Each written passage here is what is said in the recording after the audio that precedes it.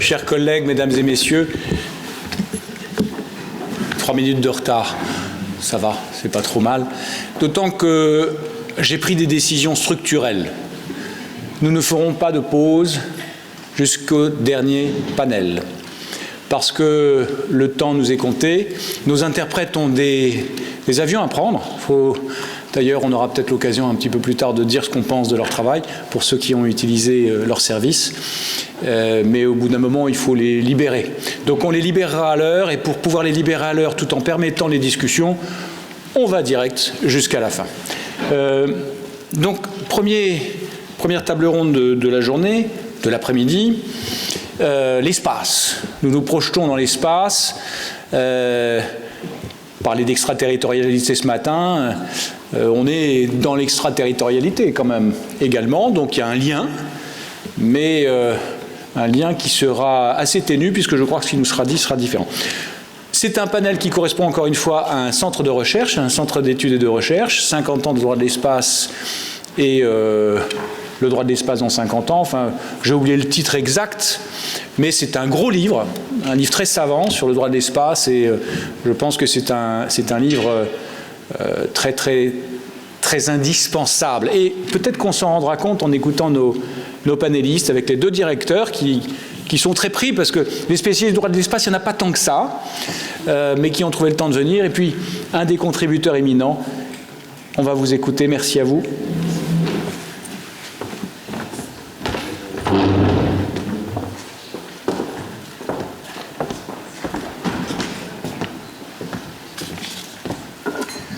Vos Excellences, chers collègues, can outer space be a res communis? Est-ce que l'espace extra-atmosphérique peut être considéré comme une terra nullius, avec un point d'interrogation à la clé? À l'Académie, en 2017, merci particulièrement au secrétaire général, cher Jean-Marc, et aussi beaucoup de merci à vous, Excellence Tomka, cher Peter. Today, we want to present. Nous voudrions vous faire part aujourd'hui des résultats des recherches faites par notre centre, en vous faisant écouter deux directeurs, tout d'abord Philippe Achillias, un de mes distingués collègues de l'Université de Paris-Saclay, qui va nous parler de l'évolution de l'exploration de l'espace dans le contexte des nouveaux usages, des usages privés, qui sera suivi par un sujet toujours renouvelé. Est-il possible ou pas de s'approprier la Lune et ses ressources? Je vous dévoilerai, divulguerai de récents secrets. Suivite par notre étudiant Hugo Sakir, qui parlera de l'espace extra-atmosphérique et des corps célestes et l'attitude des pays en développement sur ce sujet. Nous prévoyons d'avoir une discussion, de vous permettre de poser la question, mais je vais commencer par donner la parole à Philippe Achillias.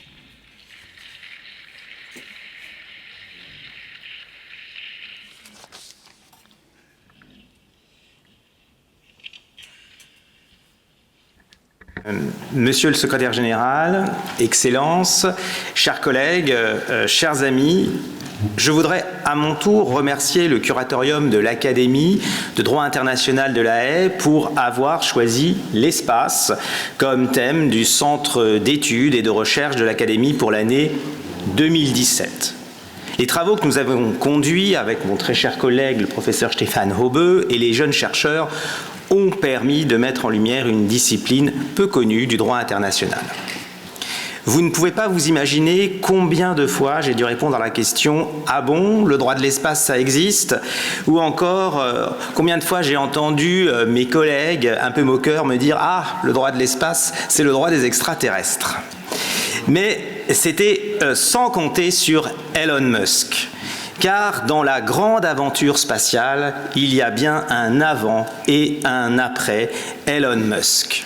Elon Musk et les autres riches entrepreneurs issus de la Silicon Valley qui développent d'ambitieux projets spatiaux ont relancé l'intérêt pour la conquête spatiale, même si nous devons le regretter, ils sont très éloignés des idéaux qui ont animé les pionniers de cette formidable épopée. En quelques années, l'espace a changé de dimension. Jusqu'en 2010, l'activité se concentrait sur le lancement de quelques satellites, pas plus de 60 satellites par an. Mais l'année dernière, ce sont bien 2500 satellites qui ont été lancés et la constellation d'Elon Musk, Starlink, à elle seule comprend 42 000 satellites. Il est vrai qu'aujourd'hui, toutes les sociétés dépendent de l'espace. Savez-vous que chacun d'entre nous utilise 47 satellites par jour depuis le moment où nous nous levons jusqu'au moment où nous nous couchons? Nous utilisons les services spatiaux sans le savoir dans d'innombrables domaines. C'est la raison pour laquelle, aujourd'hui, il est acquis que l'espace et ses applications touchent à de nombreux secteurs qui relèvent de la souveraineté des États. Dans ce contexte, le Centre d'études et de recherche de l'Académie de La Haye s'est interrogé sur l'adéquation des principes posés par le traité de l'espace signé en 1967 avec le nouvel écosystème spatial. Personnellement, je considère que le traité de l'espace est l'un des plus beaux textes du droit international et si vous ne l'avez pas encore lu, je vous invite vivement à le faire. Il reflète la vision d'un monde où la science est placée au service de l'humanité tout entière. Mieux encore, il entend préserver l'espace des erreurs commises sur Terre en le mettant à l'abri de toute forme d'appropriation et en limitant son usage à des activités pacifiques. Alors, mesdames et messieurs, aujourd'hui, où je m'adresse à vous, je suis, vous vous en doutez, un peu triste, un peu inquiet de voir ces principes fondamentaux remis en cause. Prenons le principe de non-appropriation de l'espace et des corps célestes consacré à l'article 2 du traité de l'espace. Eh bien, en 2015, à la surprise générale, les États-Unis ont adopté une loi pour autoriser les entreprises privées à exploiter commercialement les ressources des corps célestes. Les Américains ont entraîné dans leur sillage d'autres États qui ont adopté des lois similaires pour investir un marché encore très hypothétique, il faut le noter. Ce n'est qu'en 2022 que l'Organisation des Nations Unies met en place un groupe de travail sur la question. Mais attention, il ne s'agit plus de déterminer si l'exploitation commerciale des ressources des corps célestes est licite au regard du traité de l'espace, il s'agit désormais d'encadrer cette activité. L'Union internationale des télécommunications, l'autre grande organisation en charge des questions spatiales, est également confrontée à la vague de l'exploitation commerciale de l'espace. L'UIT a adopté un ensemble de procédures pour permettre aux États d'utiliser les fréquences et les orbites sans risque de brouillage. L'organisation joue donc un rôle essentiel en rendant effective la liberté de l'espace proclamée par l'article 1er du traité de l'espace. Mais aujourd'hui, nul ne peut prédire si le système va continuer à fonctionner avec le nombre de satellites programmés, notamment dans le cadre du lancement des constellations. Il est déjà trop tard pour endiguer la pollution de l'espace, qui est devenue une gigantesque poubelle par la multiplication des débris. À cela s'ajoute la pollution lumineuse. Ces milliers de satellites lancés pour être placés en orbite basse sont désormais visibles à l'œil nu en temps clair la nuit. Ils affectent surtout l'activité des astronomes en générant des traînées sur les données recueillies. Venons-en au principe de l'utilisation pacifique, l'autre grande règle qui caractérise le statut de l'espace extra-atmosphérique. La signature du traité de l'espace était présentée à l'époque comme un événement majeur pour la paix. La guerre dans l'espace est évitée, pouvait-on lire dans la presse. Il est vrai qu'en 1958, Un an seulement après le lancement du premier satellite artificiel de la Terre, Sputnik, l'Assemblée générale des Nations unies reconnaît dans sa toute première résolution consacrée à l'espace le principe de l'utilisation à des fins exclusivement pacifiques. Autrement dit, la résolution prohibe par là même les utilisations militaires dans l'espace. Un an plus tard, une nouvelle résolution réitère le principe de l'utilisation pacifique, mais en supprimant l'adverbe exclusivement, ouvrant ainsi la voie à la militarisation du cosmos. Alors que s'est-il passé? Eh bien, en un an, les puissances spatiales de l'époque ont pris conscience de l'intérêt militaire de l'utilisation des satellites, notamment dans le domaine de la surveillance, et ne souhaitaient plus réserver l'espace aux seules activités civiles. En 1983, le président Reagan présente en direct à la télévision son projet de bouclier antimissile, que la presse a qualifié de guerre des étoiles en référence au célèbre film de George Lucas. L'arsenalisation de l'espace, c'est-à-dire le placement d'armes en orbite autour de la Terre, est une réalité pour tous. Certes, le projet n'a pas vu le jour, mais la course à l'arsenalisation de l'espace a bien commencé. D'abord discrète, elle s'effectue au grand jour depuis 2007 avec le premier test de missile anti-satellite conduit par la Chine. La communauté spatiale s'est émue de cet acte, aux conséquences catastrophiques pour l'environnement spatial, car en détruisant l'un de ses propres satellites, ce qui en soi n'est pas interdit par le traité de l'espace, la Chine a provoqué un immense nuage de débris. Les États-Unis, l'Inde et la Russie ont procédé à leur tour à de tels essais. Les derniers ont eu lieu dans une certaine indifférence.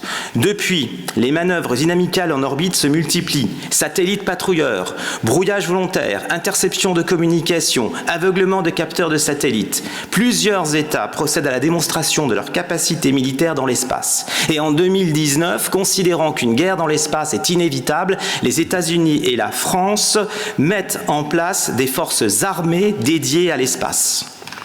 La guerre en Ukraine semble leur donner raison. Pour la première fois, en effet, une cyberattaque est conduite contre un service spatial européen. Malgré ces dérives, mesdames et messieurs, plusieurs raisons me conduisent à rester optimiste. D'abord, l'article 6 du traité de l'espace qui introduit une règle unique en droit international. Il précise que les États sont toujours internationalement et directement responsables de leurs activités nationales dans l'espace, même, et c'est important, lorsque celles-ci sont conduites par des entités privées. Le traité de l'espace oblige les États à autoriser et à contrôler en permanence les activités des entités privées dans l'espace. C'est donc à travers des lois nationales que le droit international de l'espace est imposé aux entreprises. Donc contrairement à ce qui est dit, l'espace n'est pas un Far West juridique, l'État reste au cœur du jeu et aucune entreprise privée ne peut échapper au contrôle étatique, pas même SpaceX.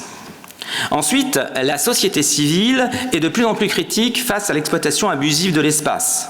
Reconnaissons que l'image de ces milliardaires qui dépensent des sommes astronomiques pour s'amuser dans l'espace tranche avec celle des astronautes traditionnels que le traité de l'espace considère à juste titre comme des envoyés de l'humanité dans l'espace extra-atmosphérique. Des associations ont porté plainte contre les licences d'exploitation des satellites de la constellation Starlink et en 2022, c'est en France que le Conseil d'État leur a donné raison en annulant l'autorisation donnée par le régulateur des télécommunications pour absence de consultation publique. Rassurez-vous, depuis, Starlink a obtenu une autorisation en conformité avec les procédures en vigueur en France, mais aux États-Unis, les choses se compliquent et face aux protestations, l'entreprise Starlink vient juste de conclure un accord avec les astronomes. Enfin, l'espace a toujours été un terrain favorable à la coopération, à l'image de la mission Apollo-Soyouz réalisée en 1975 pendant la guerre froide ou aujourd'hui de la Station spatiale internationale. Et d'ailleurs, les tensions extrêmes provoquées par la guerre en Ukraine n'ont pas totalement interrompu la collaboration entre les États-Unis et la Russie sur la Station spatiale internationale.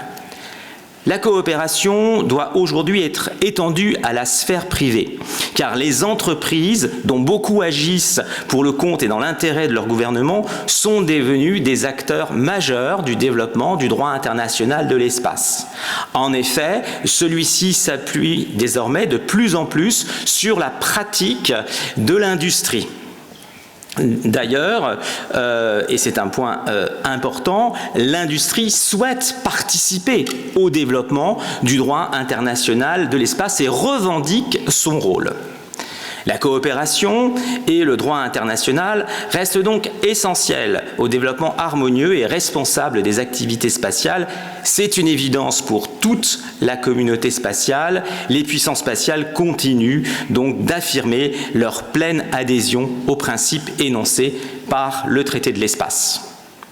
De nombreux défis sont à relever pour éviter que l'espace ne devienne une zone de tension ou pire encore pour éviter qu'une multiplication non contrôlée des débris ne rende l'homme prisonnier de sa propre planète du fait de l'impossibilité d'accéder à l'espace. Je pense en particulier à la gestion du trafic spatial, mais je suis cependant convaincu que lorsque l'Académie mettra à nouveau le droit de l'espace à l'ordre du jour de ses travaux, nous pourrons apprécier les nombreux progrès réalisés pour conserver l'esprit idéaliste du traité de l'espace de 1967. Je vous remercie.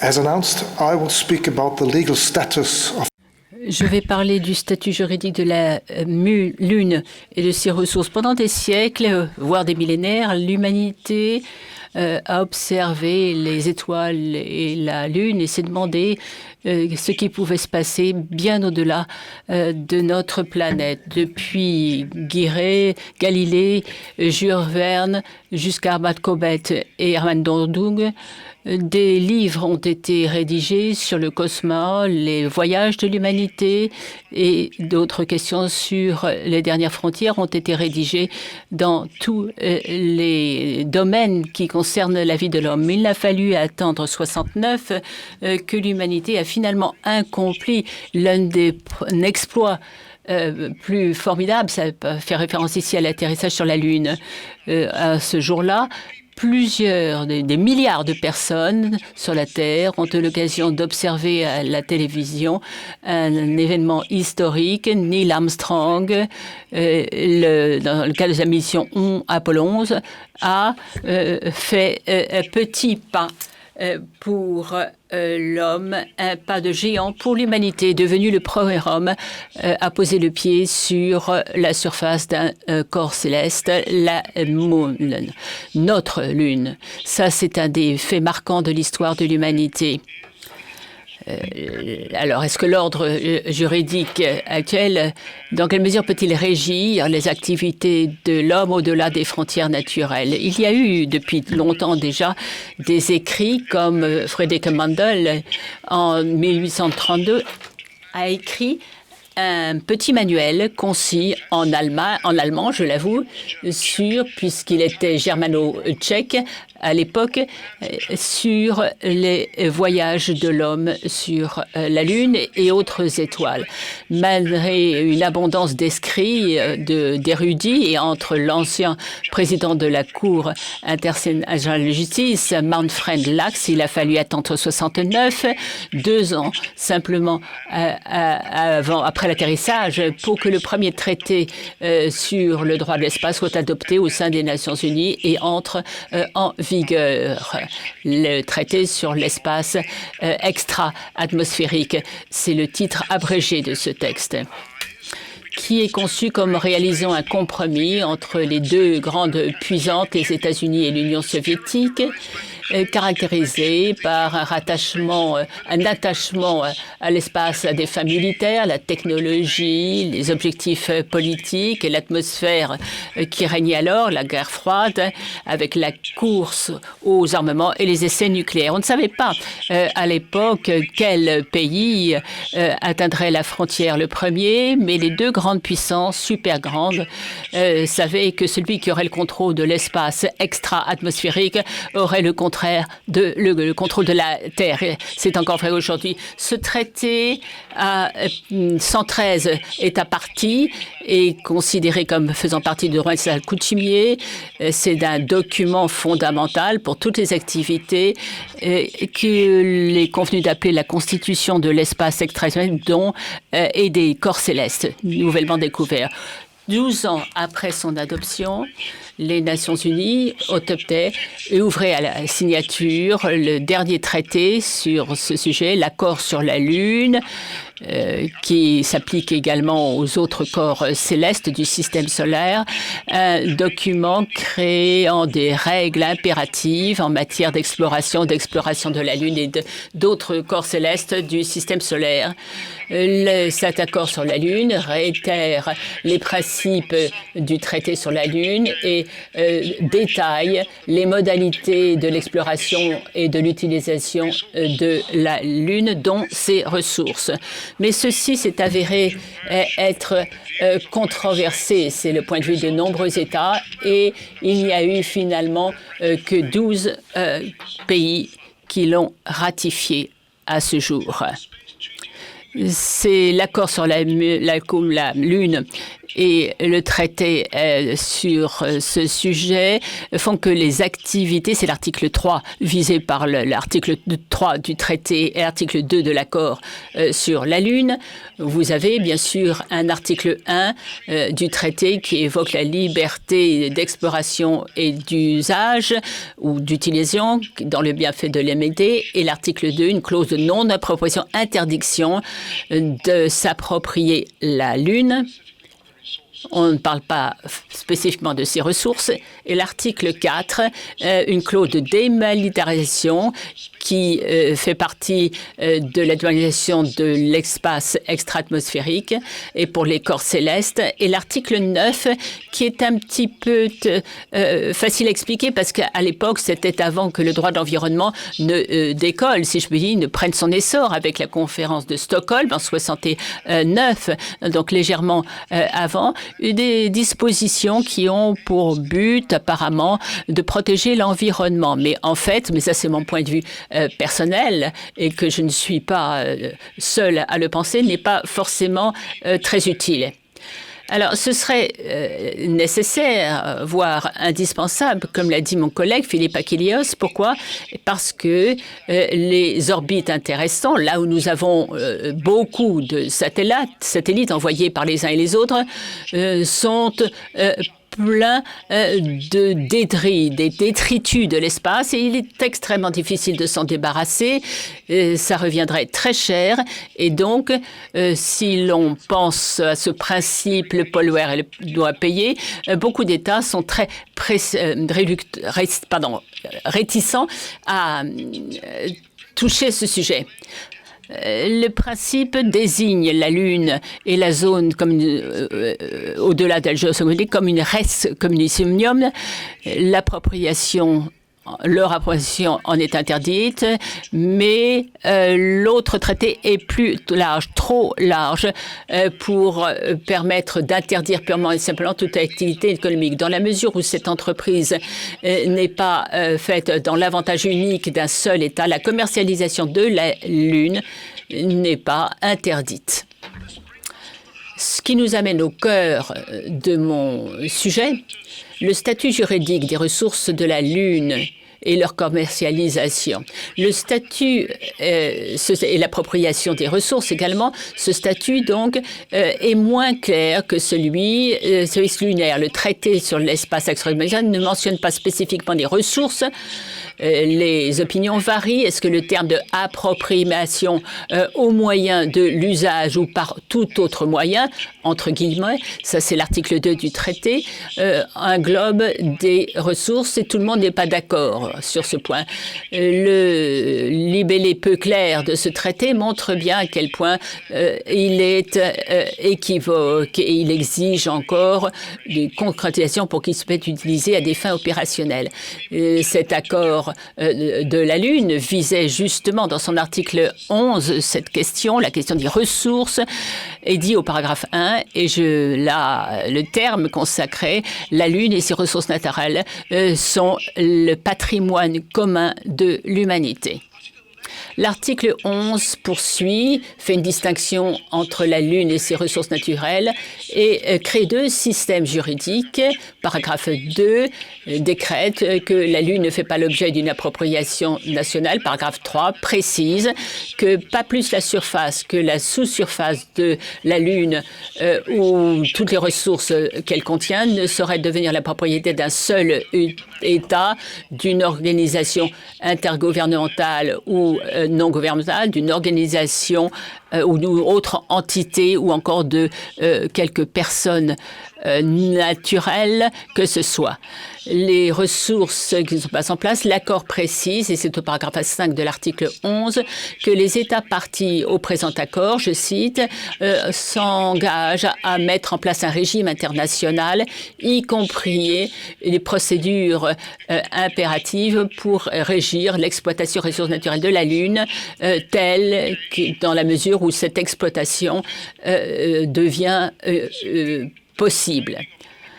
Donc, l'extraction des ressources serait licite à la condition qu'un régime juridique soit mis en place. Ça, c'est le paragraphe 5 de ce texte, soit mis en place par la communauté internationale. Et donc, à la lumière de ce traité, ou du moins de son silence, il est absolument muet, ou vague, ou voire muet, le statut de revendication, on a 17 ratifications à ce jour, un nouveau accord multilatéral est indispensable pour viser les questions suivantes. Primo, est-ce que, en tant que communauté internationale, souhaitons autoriser l'exploitation de l'espace? Est-ce qu'un moratoire comme celui de l'océan Arctique ne serait pas par hasard la meilleure solution? Deuxièmement, si l'on souhaite autoriser l'extraction des minéraux sur la Terre, dans quelles conditions ceci peut être fait? Et bien sûr, il faut qu'il y ait des conditions posées, parce que le principe du lotus dit que tout ce qui n'est pas explicitement interdit est possible, mais ceci ne peut pas s'appliquer directement à cet espace extraordinaire, puisque c'est la loi lex specialiste part de l'hypothèse opposée, à savoir que toute action c'est un principe interdit, et donc, dans la mesure où il n'est pas spécifiquement interdit, il est autorisé. Étant donné le vague du droit international sur ce sujet, il faut d'abord exiger que l'on protège l'environnement lunaire par la voie d'un accord international. L'accord international doit énoncer les détails dans lesquels l'extraction ou l'exploitation des ressources pourrait se faire. L'accord sur l'exploitation ou l'extraction pourrait prendre la fait soit les premiers venus seront les premiers services, qui est l'approche traditionnelle et qui a d'ailleurs suscité tous les accords internationaux qui ont voulu se débarrasser de cette approche assez désuète. Ensuite, le système de licence doit être prévu qui reprenne les grands principes du régime des grands fonds marins. Là, on a une certaine expérience et on pourrait s'inspirer de ce qu'a fait l'autorité des grands fonds marins dans le cadre de la Convention CNUDM, ou bien, éventuellement, on pourrait s'inspirer de la jurisprudence des tribunaux internationaux ou tertiaux, le principe du partage équitable des ressources, qui pourrait être une solution Et pour reprendre les termes de la CIJ dans l'affaire du plateau continental 82, l'équité est un concept qui est une émanation directe le concept de justice. Est-ce que le partage équitable veut dire que la création d'un fonds international serait nécessaire, qui serait financé par tous les États? Et si tel est le cas, est-ce que c'est la seule option, étant donné le contexte politico-économique de nos jours? Ou est-ce que la jurisprudence de la CIJ pourrait nous aider à déterminer ce qu'on entend par partage équitable? Bien sûr, les termes de l'arrêt de la Cour liés par des principes d'équité en vertu du droit international et faire valoir tout ce qui est nécessaire pour produire un résultat équitable.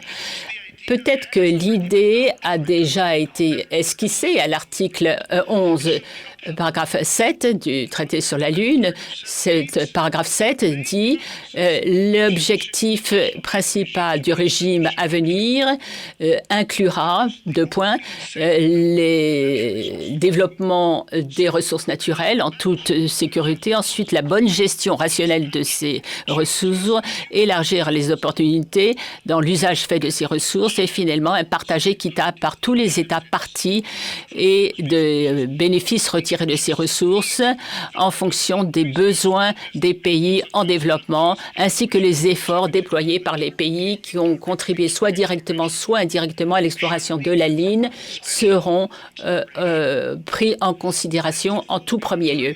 Cette dernière formule montre bien quelles étaient les intentions des auteurs de l'accord sur la Lune. Il faut se garantir qu'une portion de ces ressources ira aux pays en développement, c'est-à-dire le Sud global, l'hémisphère Sud.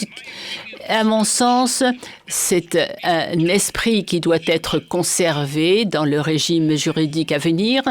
Et donc, le moment est venu de trouver ou de forger une nouvelle génération de droits de l'espace en face de la possibilité d'exploiter des ressources des corps célestes par des financements privés, des exploitations privées.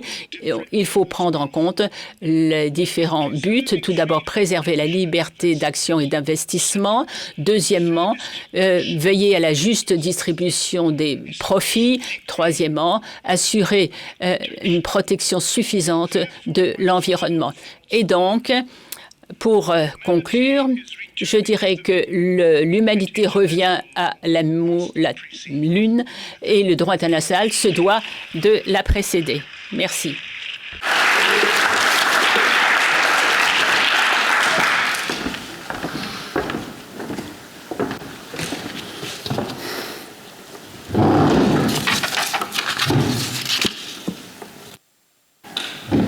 Vos Excellences, chers collègues, je tiens à remercier le curatorium de l'Académie pour son invitation. Thank you very much. Ma présentation s'intitule « Le concept de risque communiste du point de vue des pays en développement entre idéalisme et réalisme ». Dans le processus d'adoption du traité de l'espace, les États-Unis et l'Union soviétique souhaitaient une compétition apaisée entre eux. Concernant leurs relations avec les États non spatiaux, ces deux puissances avaient principalement l'intention d'obtenir une garantie de la liberté de l'utilisation de l'espace. Cette liberté, énoncée par le premier article du traité, n'est toutefois pas absolue. Les limitations apportées à celle-ci constituent un filet de sécurité afin d'éviter la monopolisation de l'espace. Nous pouvons donc souligner un juste équilibre, non seulement entre les puissances spatiales, mais aussi entre les puissances spatiales et les États non spatiaux. En plus de ces équilibres, il y en a un autre entre les pays développés et les pays en développement, qui a aussi influé sur le développement du droit de l'espace. C'est la reconnaissance du statut risque communiste à l'espace qui reflète au mieux cet équilibre. Dans cette présentation, nous allons nous demander si cet équilibre est encore maintenu en étudiant le concept de risque communiste du point de vue des pays en développement. Nous pouvons avancer que le droit de l'espace a une dimension idéaliste et humaniste. Dans un premier temps, nous allons souligner que c'est notamment cet idéalisme qui fait que l'utilisation de l'espace est bénéfique à tous les pays. Dans un second temps, nous allons nuancer que cet esprit idéaliste a des limites et que les comportements individualistes de certains États peuvent mettre en danger le maintien de l'équilibre de départ. D'abord, nous allons nous focaliser sur le premier article du traité de l'espace, ensuite sur sa mise en œuvre. Selon le premier article du traité de l'espace, l'exploration et l'utilisation de l'espace doivent se faire pour le bien et dans l'intérêt de tous les pays, quel que soit le stade de leur développement économique ou scientifique. Et elles sont l'apanage de l'humanité tout entière. Il y a une interdépendance entre les principes énoncés dans cet article. Le concept de l'apanage de l'humanité signifie que l'exploration et l'utilisation de l'espace ne sont pas seulement dans l'intérêt de certains pays, mais de tous les pays. Le concept de l'apanage de l'humanité doit donc être compris à la lumière du principe de l'utilisation de l'espace pour le bien de tous les pays. Autrement dit, la liberté spatiale est affectée au service de l'intérêt commun. Le principe de l'utilisation de l'espace pour le bien de tous les pays peut être réalisable seulement à travers la coopération, qui est reconnue comme le meilleur moyen de partage des acquis, des bénéfices. Toutefois, les États ne sont pas dans l'obligation de partager leurs bénéfices spatiaux. Si les puissances spatiales ont recours à la coopération, c'est aussi parce qu'elle est en conformité avec leurs intérêts. Comme souligné par le professeur Hobb, le partage des bénéfices spatiaux peut aussi contribuer à la stabilité dans les relations internationales, c'est aussi dans l'intérêt de tous les pays. Après avoir brièvement rappelé le premier article du traité, nous pouvons étudier sa mise en œuvre. Aujourd'hui, les pays en développement utilisent quotidiennement des technologies spatiales. Leur accès à l'espace est assuré soit par leurs propres moyens, soit dans le cadre de collaboration internationale. L'émergence du New Space a facilité l'accessibilité à l'espace, notamment pour les pays en développement. En effet, l'accès à l'espace est devenu plus simple grâce à la miniaturisation des engins spatiaux et la baisse des coûts de lancement. Cela contribue ainsi à la démocratisation de l'espace. Cependant, il y a souvent un manque de moyens ou des obstacles à l'application des technologies spatiales dans les pays en développement, ce qui nécessite une coopération internationale. Pour combler cela, plusieurs initiatives ont été mises en place. Par exemple, le programme de l'ONU en matière des applications spatiales a pour objectif de faciliter l'utilisation des technologies spatiales dans les pays en développement. Dans le même sens, l'un des objectifs du Comité international sur les systèmes mondiaux de navigation est de favoriser l'utilisation des systèmes de navigation dans les pays en développement.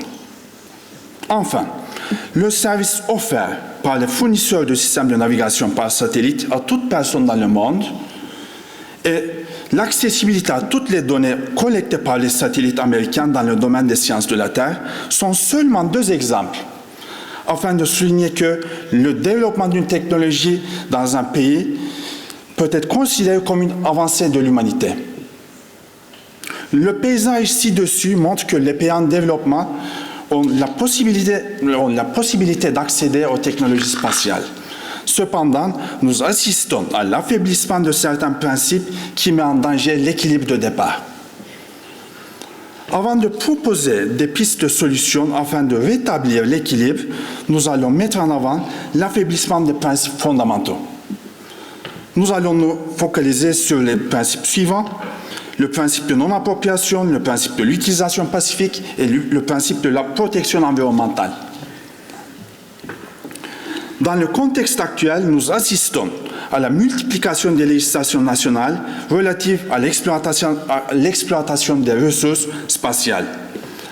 Ces manifestations d'unilatéralisme sont inquiétantes dans la mesure où cela risque de nuire aux intérêts des pays en développement qui n'ont pas la capacité de lancer de telles missions.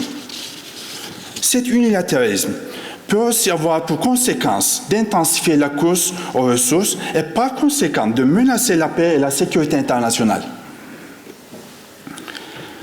L'utilisation militaire en orbite est licite tant qu'elle n'est pas agressive. Dans le contexte actuel, c'est plutôt la nationalisation de l'espace qui est inquiétante. Les tests antisatellites exercés par les puissances spatiales et la mise en place des commandements de l'espace confirment cette tendance. Celle-ci peut entraîner une guerre dans l'espace, ce qui aurait d'importantes conséquences au niveau de la viabilité à long terme des activités spatiales.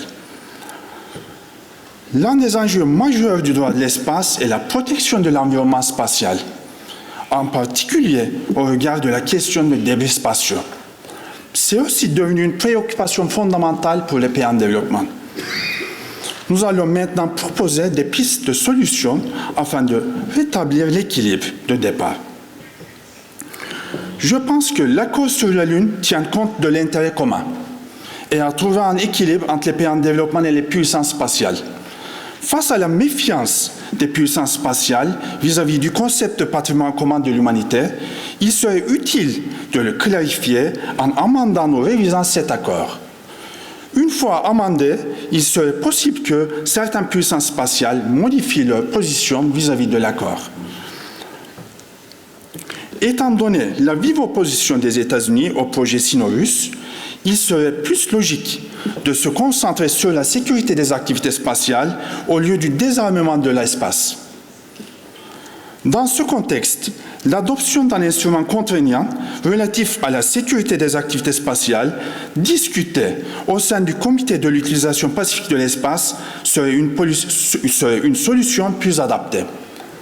Cet instrument pourrait renforcer la confiance et apaiser les tensions entre les puissances spatiales en tenant compte des intérêts des pays en développement. Je pense que la mise en place d'une gestion de trafic spatial serait nécessaire afin d'assurer la viabilité à long terme des activités spatiales. La viabilité à long terme des activités spatiales est un sujet qui concerne la responsabilité commune de tous les pays.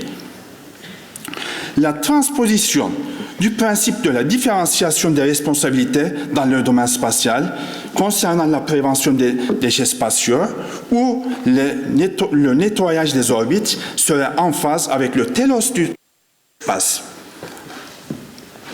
En guise de conclusion, le concept de res communis a eu une importance fondamentale dans la philosophie de la conquête spatiale. Afin d'apporter des réponses plus concrètes aux problématiques posées, une perspective philosophique doit être développée. Le droit de l'espace offre la liberté aux États, mais attend d'eux une conduite responsable. Ceci est d'autant plus essentiel dans le contexte de la commercialisation des activités spatiales et de la nationalisation de l'espace. Thank you. Merci beaucoup.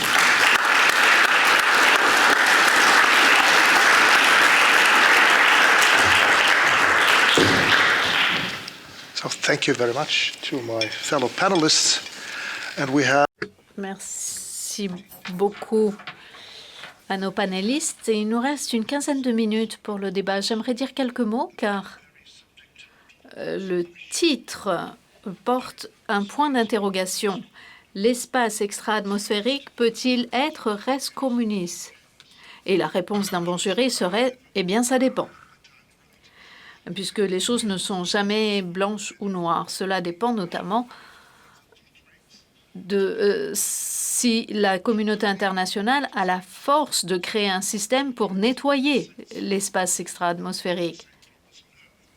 Et on a le même problème sur Terre, d'ailleurs, et notamment avec les conséquences et les problèmes climatiques. Il faut un système international pour l'utilisation des ressources des astres, mais cela va dépendre de la taille. Philippe Achilleas nous a parlé de l'Union internationale des télécommunications qui envisage un régime de distribution ou de répartition qui permet de répartir envers ceux qui n'ont pas les moyens d'accéder à l'espace.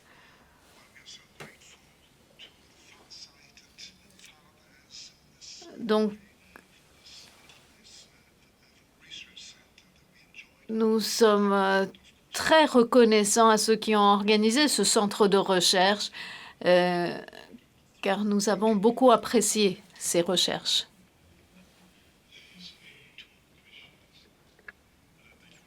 Merci beaucoup. Je m'appelle Roberto Olivetti de l'Office des brevets européens. Merci de cette présentation, de ces présentations très intéressantes. Et j'aimerais revenir sur votre question et votre réponse. Ça dépend, parce que je crois qu'il est très important de nettoyer les orbites, sans quoi nous parlons dans le vide, parce que rien ne pourra être fait si on ne nettoie pas d'abord les orbites.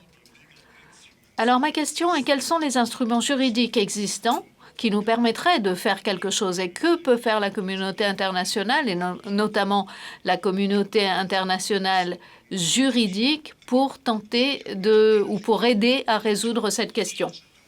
Merci. Nous allons prendre 2 questions supplémentaires avant de répondre. Auditeur vieilli de Berlin, croyez-vous ou voyez-vous une possibilité de limiter davantage l'utilisation de l'espace extra-atmosphérique à des fins militaires? Ici, dans quelle mesure? Merci. Merci beaucoup. Et Madame. Thank you very much. Eulalia Petit from the University of Sevilla, Spain. Merci beaucoup. Je viens de l'Université de Séville en Espagne. Alors, ce n'est pas mon domaine, mais j'aimerais savoir comment les régimes d'autorité civile pourraient inspirer un régime futur.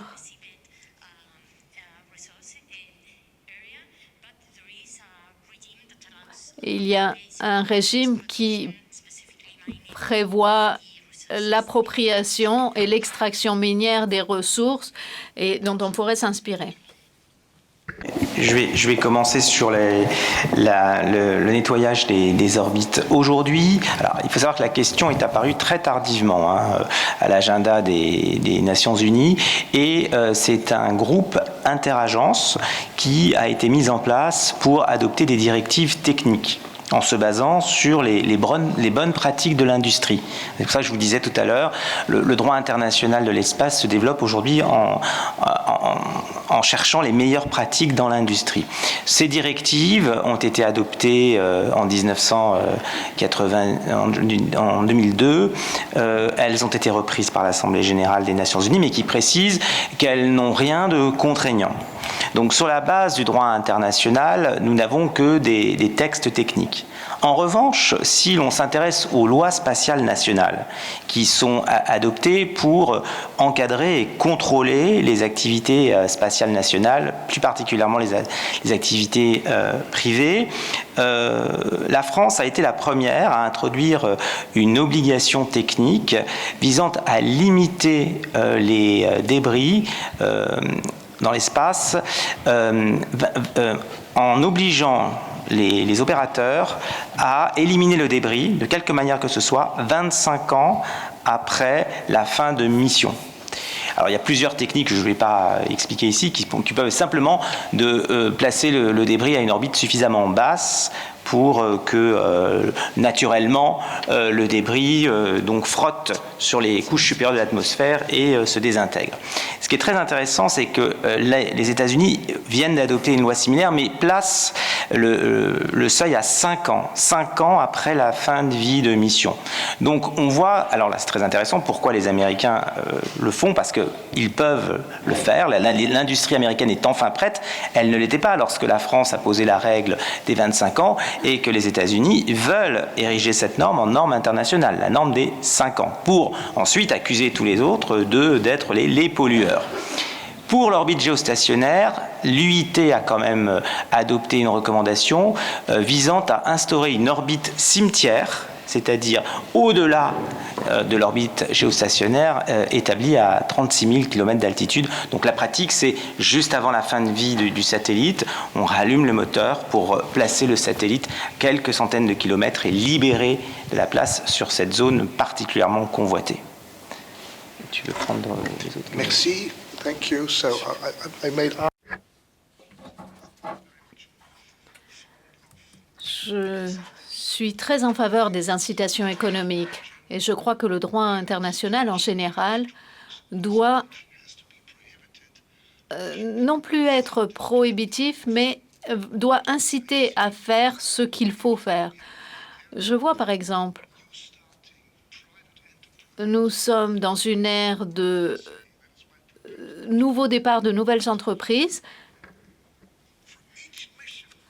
et pour chaque mission, il faudrait verser de l'argent dans un fonds. Et ce fonds pourrait être utilisé pour nettoyer l'espace extra-atmosphérique. Comme on l'a vu, les technologies existent. C'est une sorte d'aspirateur pour l'espace. On peut attirer ces débris qui ensuite se désintègrent.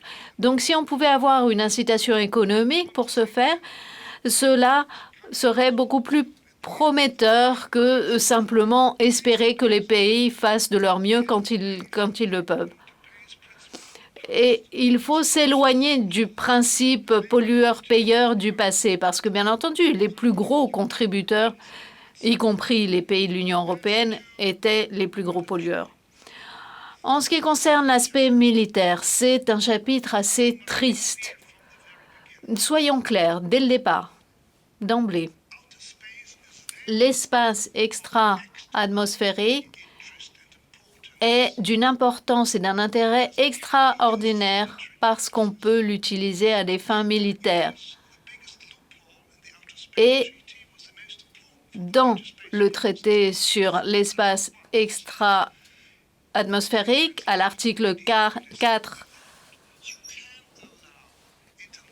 nous dit qu'on ne peut pas autoriser les missiles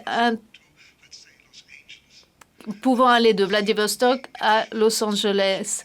Et c'est une lacune juridique. Cela permet de garantir aux grandes puissances d'avoir encore des pouvoirs. Et c'est pourquoi le régime chinois, par exemple, aime beaucoup ce système. Parce qu'ils aiment pouvoir contrôler ces missiles atmosphériques. Et on utilise... Alors, tout d'abord,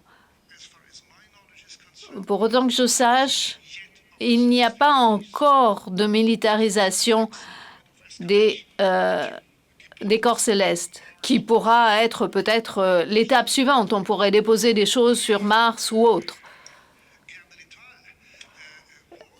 La guerre des étoiles, c'était quelque chose qui visait à donner une protection à 100% d'un pays, ce qui va à l'encontre de toute stratégie militaire, parce qu'à ce moment-là, on ne peut plus du tout être touché. Donc, c'est la fin de toute politique belligérante de la part des autres. Mais en tout cas, je ne suis pas très optimiste concernant l'utilisation de l'espace extra-atmosphérique à des fins militaires. Mais ce qu'on peut faire, c'est contrôler qui possède des armes nucléaires. Et nous avons un traité qui fonctionne plus ou moins parce que le danger le plus grave, ce sont les groupes terroristes s'ils acquièrent cette arme nucléaire. Que depuis le début, les technologies spatiales sont des technologies militaires. L'origine, d'ailleurs, de la conquête spatiale, on la retrouve pendant la Seconde Guerre mondiale en Allemagne avec le développement des fusées V2. Donc les technologies spatiales sont par nature des technologies militaires. Vous ne faites pas la différence entre un missile intercontinental et un lanceur spatial. Un satellite d'observation peut observer le climat comme il peut surveiller vos voisins. Donc il y a ce lien lien qui s'est fait dès le départ. C'est pour ça que je disais, en un an, on a changé la position à l'ONU. Les puissances spatiales ont compris que c'était impensable d'avoir un espace entièrement civil. Aujourd'hui, aucune armée dans le monde ne peut procéder à des opérations en territoire étranger sans satellite. Donc l'infrastructure spatiale, c'est une infrastructure militaire. Donc on ne va pas... on est entré dans une logique où non seulement on va continuer, et la guerre en Ukraine le montre aujourd'hui, à développer des services spatiaux pour les besoins militaires, mais en plus comme on doit protéger ces services spatiaux en cas d'agression, parce que la vulnérabilité des armées, elle est dans l'espace maintenant. Alors on pense à des systèmes de laser, des systèmes d'armes dans l'espace. Donc on est rentré dans une espèce de boucle où malheureusement, je ne vois pas aujourd'hui les États arrêter l'arsenalisation de l'espace. Merci. Et maintenant, la question sur le Deep Cyber Authority. J'aimerais bien rebondir sur la question de la militarisation. Dans le processus d'adoption du traité de l'espace, les pays en développement ont souhaité la démilitarisation totale de l'espace, mais ils ne l'ont pas obtenue. Article 4 prévoit une démilitarisation partielle des orbites, mais une démilitarisation totale des corps célestes. Et aujourd'hui, comme il a dit monsieur le professeur Achilleas, l'espace est devenu un domaine militarisé. Et à mon avis, il faut mieux encadrer ce domaine d'un point de vue militaire. Mais il faut traiter la question plutôt sous l'angle de la sécurité des activités spatiales au lieu du désarmement de l'espace. Ça, c'est mon point de vue. Thank you. Merci. Alors, c'est-à-dire, then I will answer to your question about the... Je vais répondre à votre question sur l'autorité des fonds marins. Ou vous voulez ajouter quelque chose?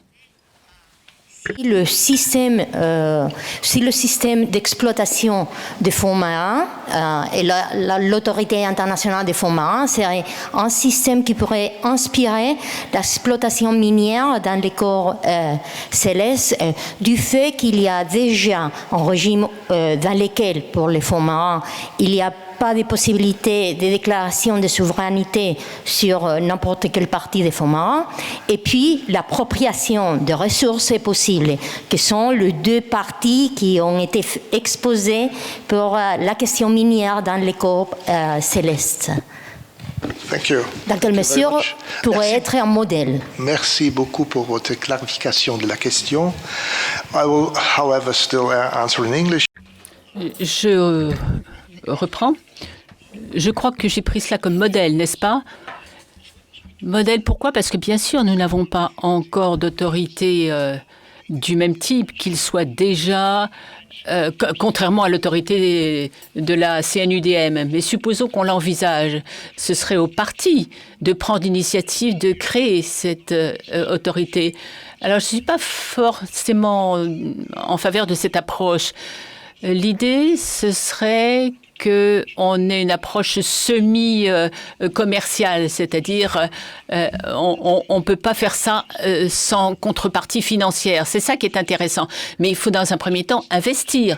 Il faut d'abord payer des sommes considérables pour faire de l'exploration. Et ensuite seulement, vous pourrez peut-être exploiter.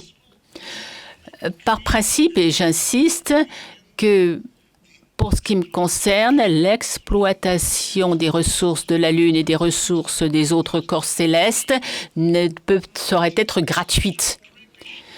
C'est une traduction stricte et doit être se situe dans un cadre juridique spécifique que nous n'avons pas encore en place.